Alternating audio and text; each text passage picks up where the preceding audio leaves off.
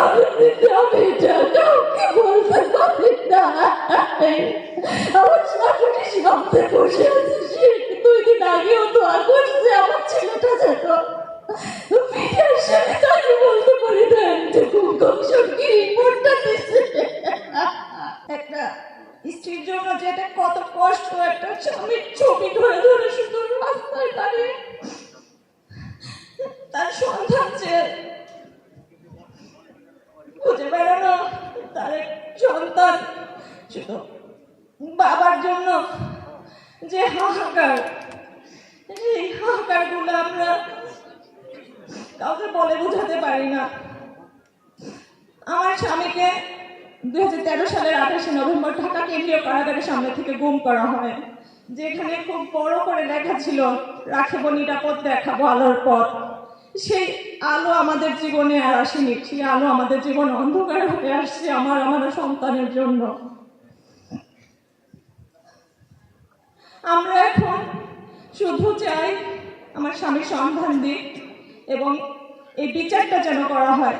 গুম কমিশন যেটা report, final report submit করেছে, সেখানে তারা বলেছে 251 জনকে ধরে নিতেছে, তারা কখনো ফেরত আসবে না।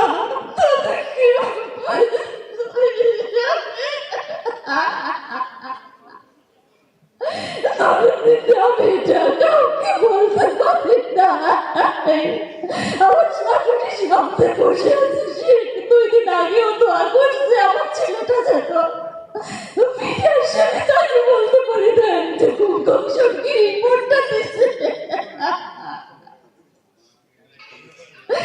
আমি বলতে পারি না যে তার ছেলে আর কখনো ফিরে আসবে না তার কাছে। তার প্রত্যেককে বলতে পারি নাই তার ভাই আসবে না।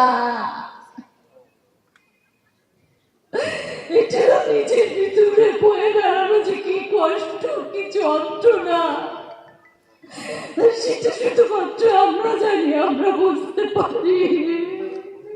আমরা কেবল তাকে মৃত বলে ধরে নেব নাকি শহীদ হিসেবে ধরে নেব? আমি তো তারেক রহমান স্যারের কাছে জানতে চাই, আমরা কি হিসেবে মানুষগুলোকে ধরে নেব?